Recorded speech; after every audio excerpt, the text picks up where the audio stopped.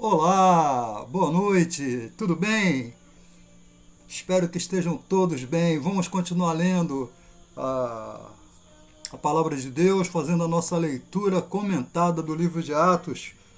E vamos ler a partir do verso de número 23, A Igreja em Oração, aqui na revista e atualizada.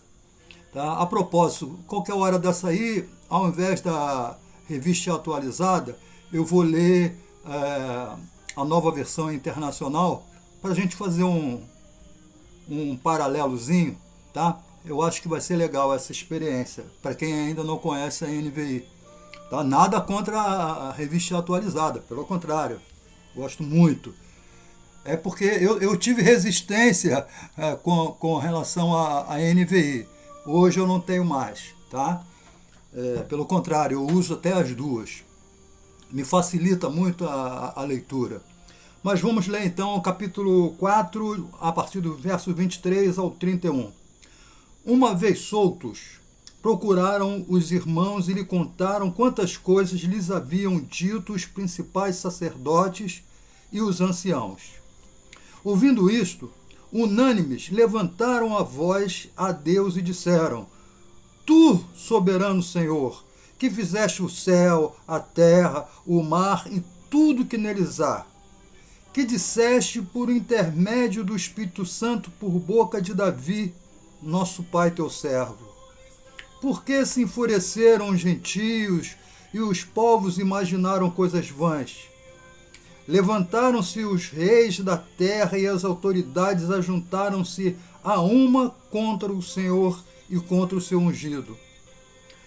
Porque verdadeiramente se ajuntaram nesta cidade contra o teu servo Jesus, ao qual ungiste Herodes e Pôncio Pilatos, com os gentios e gente de Israel, para fazerem tudo o que a tua mão e o teu propósito predeterminaram. Agora, Senhor, olha para as suas ameaças e concede a teus servos que anunciem com toda intrepidez a tua palavra, enquanto estendes a mão para fazer curas, sinais e prodígios por intermédio do nome do teu servo Jesus. Verso 31. Tendo eles orado, tremeu o lugar onde estavam reunidos. Todos ficaram cheios do Espírito Santo e com intrepidez anunciavam a palavra de Deus. Amém? Pessoal, então vamos lá. Vamos dar uma voltadinha para a gente se situar. Pedro e João foram para o templo para orar. Na porta do templo tinha um homem com mais de 40 anos e esse homem era coxo, ele tinha deficiência física. E vivia no templo, ali na porta do templo, a mendigar. A expectativa dele era receber moedas dos fiéis que por ali passavam. Tá? Inclusive é uma prática de muitas religiões ter pedintes na porta dos templos. Né? Quando Pedro e João passaram, a expectativa daquele mendigo era olhar para eles e esperar algumas moedas. Né? Mas eles olham para o mendigo e pedem assim: olhem para a gente, olhem para a gente. O mendigo olha com expectativa: oba, vou ganhar uma moeda.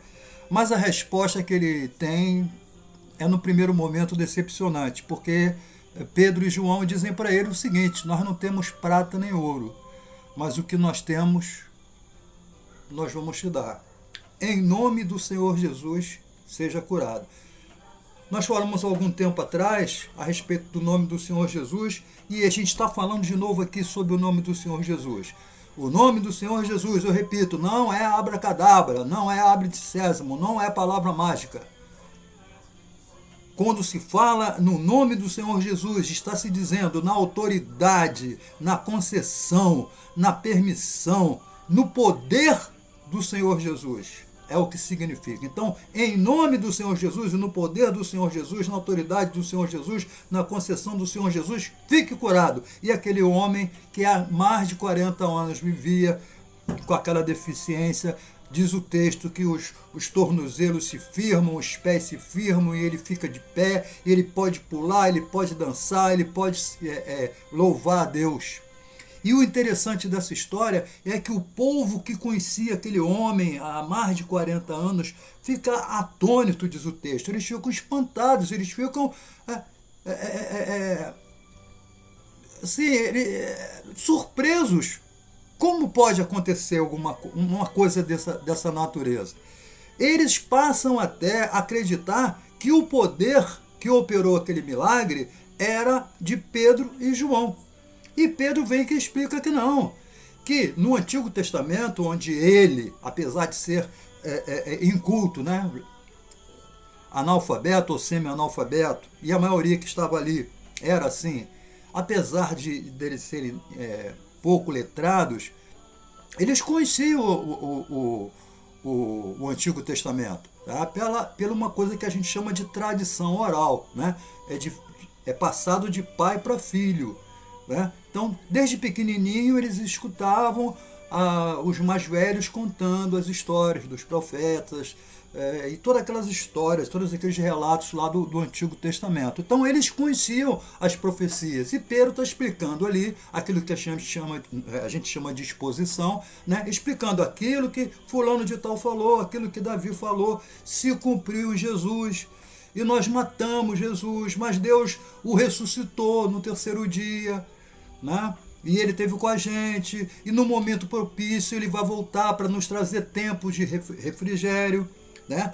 É bom lembrar que na cabeça do judeu dessa época aqui, tempos de refrigério significa libertação de Roma, libertação dos pesados encargos, né, que Roma impunha sobre Israel.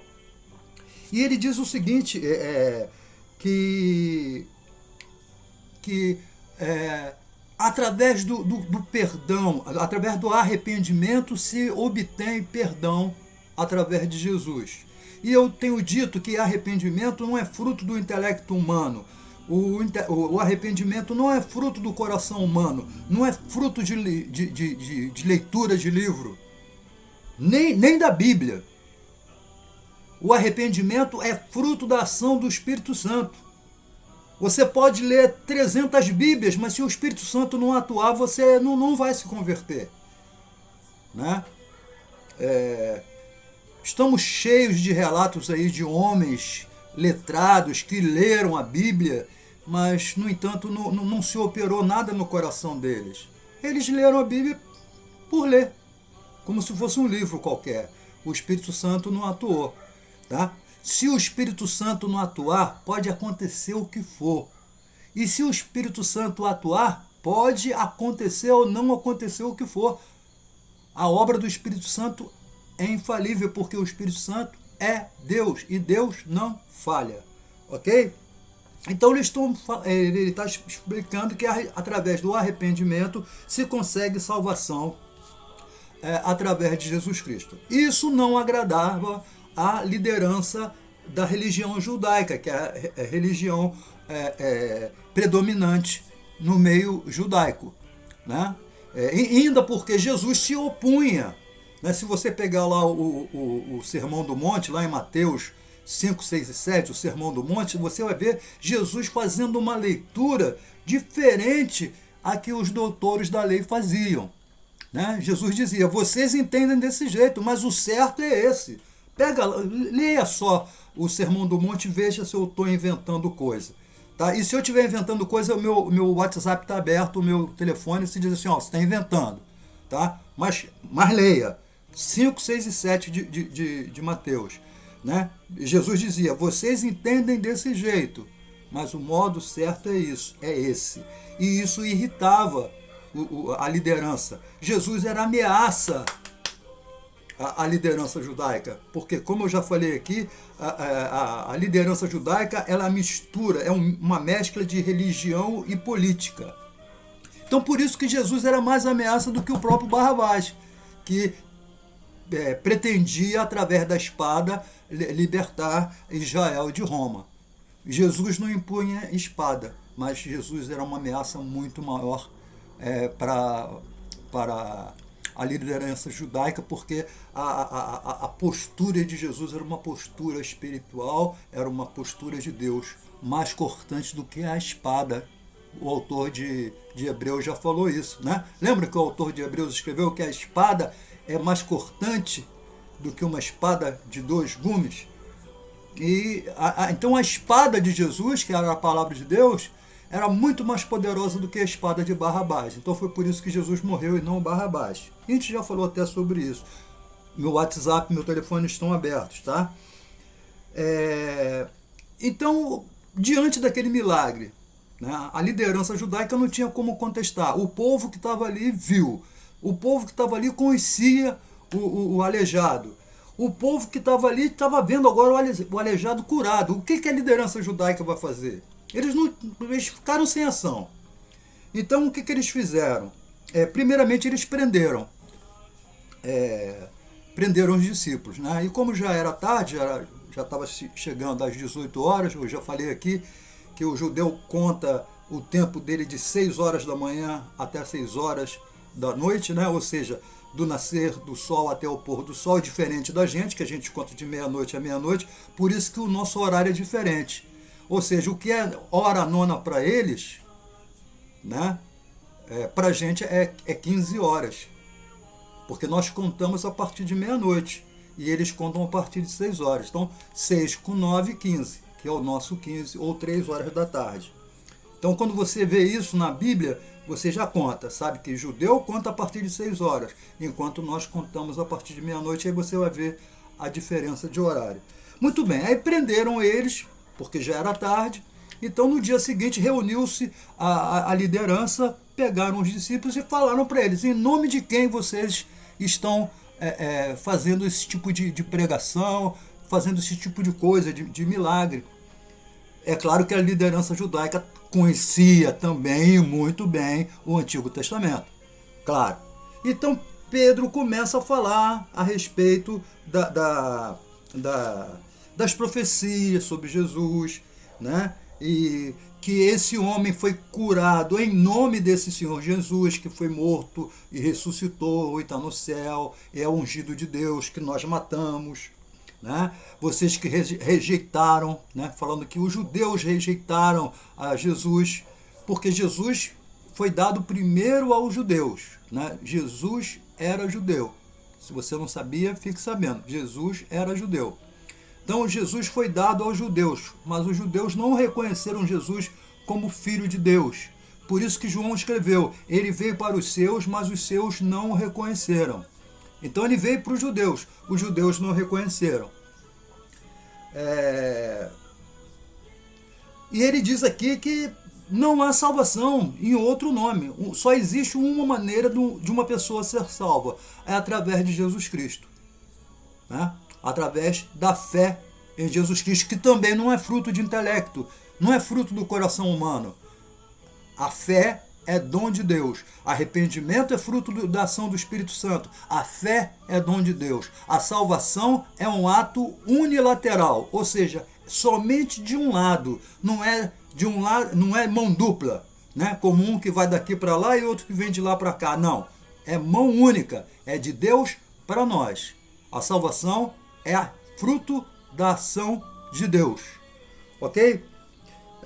Então ele está dizendo que não há salvação em outro nome a não ser em Jesus Cristo. E a liderança fica sem saber o que fazer. O que eles fazem? Eles pedem para os discípulos se retirarem e só ficou a liderança. E eles discutem entre eles ali qual seria a medida a ser tomada, porque essa nova religião que está surgindo representava um perigo muito grande para a liderança da religião judaica. Né? Então o que eles decidem? Eles também não podiam punir os discípulos porque o povo já tinha simpatia por eles. Então se eles fazem alguma coisa contra os discípulos, o povo ia se posicionar contra eles. Então o que eles fazem? Eles simplesmente ameaçam, proíbem eles de falar mais no nome do Senhor Jesus, né? E os liberam. Quando eles liberam, aí que vai entrar o texto que nós lemos.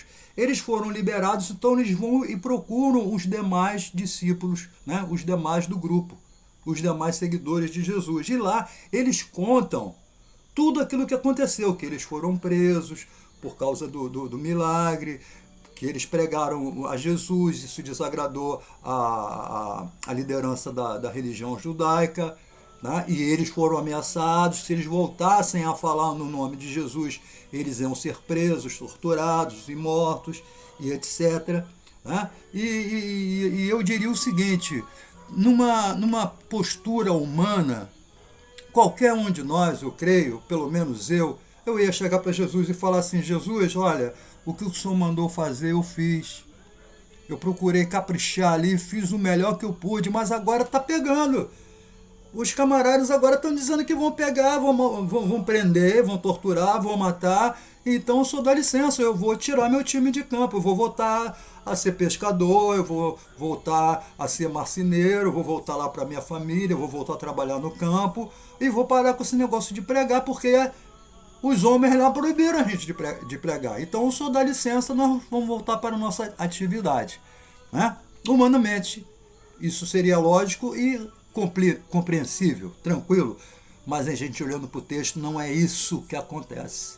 Ao contrário, eles fazem uma oração, eles invocam o Senhor. Senhor, o Senhor é poderoso, o Senhor fez o céu, a terra, o mar e tudo que existe. O Senhor tem poder. O Senhor nos mandou pregar. E é isso que nós estamos fazendo, mas agora eles estão nos ameaçando.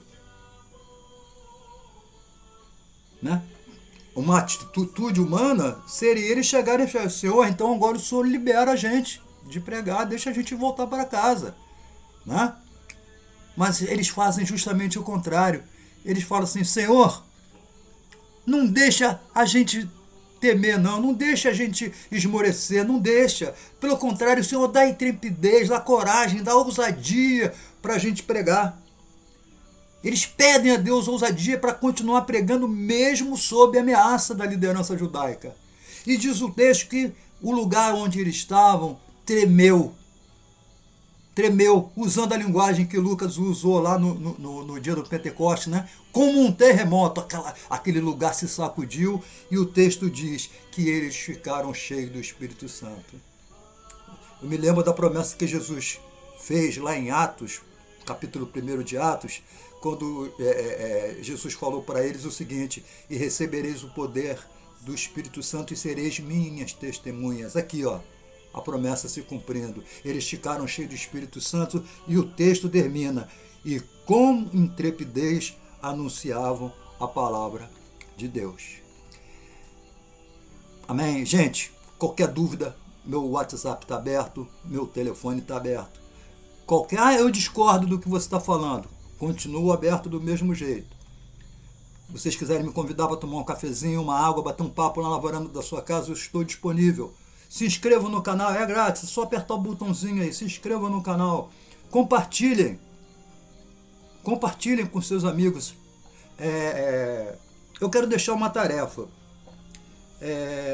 No verso 25, Pedro fala assim, que disseste por intermédio do Espírito Santo por boca de Davi, nosso pai, teu servo.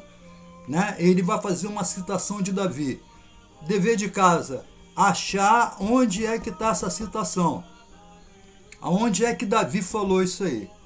Um exercício para a gente treinar a manusear a Bíblia. Tá? Pessoal, hoje é dia 10, amanhã é dia 11. Sabe o que vai acontecer dia 11? Dia 11 o reverendo Joaquim Mateus vai falar para a gente sobre o livro de Salmos. Ele vai fazer uma introdução ao livro de Salmos. E com certeza ele vai ensinar muitas coisas para a gente que a gente não sabia, né? E vamos passar a saber a partir de amanhã sobre o livro de Salmos, pelo próprio reverendo Joaquim Mateus. Tá? Não percam, compartilhem, falem com seus amigos, tá? Com seus parentes, vai ser muito bom. E não esqueçam de inscreverem-se no canal, tá bom? Deus abençoe, uma boa noite, orem por mim, orem pelo nosso país. Até logo, até amanhã, se Deus quiser.